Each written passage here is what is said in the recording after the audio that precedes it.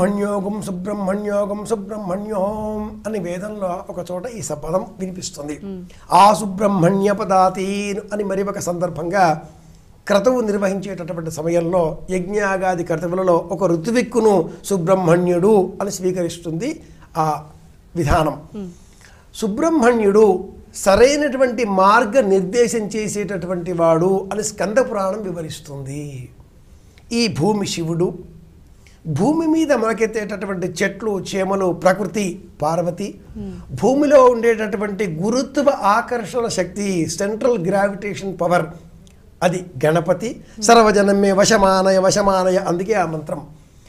ఈ భూమి సూర్యుని చుట్టూ ఒక ఊహాజనిత కక్ష్య ఆర్బిట్ అందాం సిద్ధం చేసుకొని ప్రయాణం చేస్తూ ఉంటుంది. ఆ ఊహాజనిత కక్ష్య ప్రయాణించే మార్గమే సుబ్రహ్మణ్యుడు.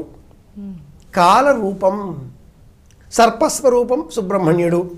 ఆ సర్పస్వరూపుడైనటువంటి సుబ్రహ్మణ్యుడికి వాహనం నెమలి. ప్రత్యక్షంగా ఉండే శత్రు స్వభావం కలది.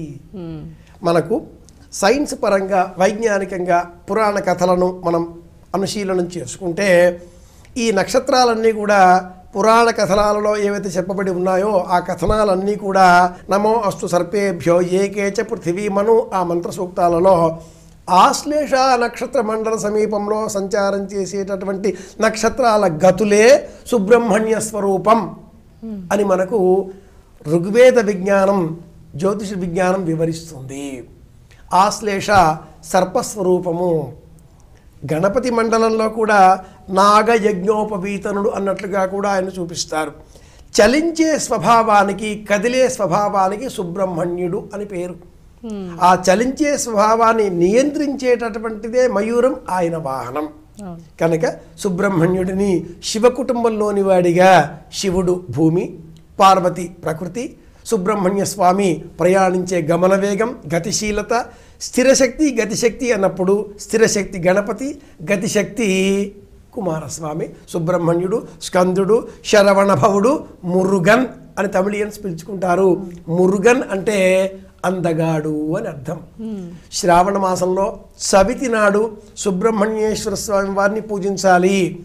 ఎరుపు రంగు వస్త్రాన్ని ధరించాలి. ఎరుపు రంగు దారాన్ని చేతికి రక్షగా కట్టుకోవాలి. ఎర్రని వస్త్రాలను దానం ఇవ్వాలి. తల్లి ఉపవాస వ్రతం పాటించాలి. మరుసటి రోజు నాగ పంచమి లేదా గరుడ పంచమి. ఆ రోజున పిల్లలకు రక్ష కట్టాలి. ఇది వ్రతం.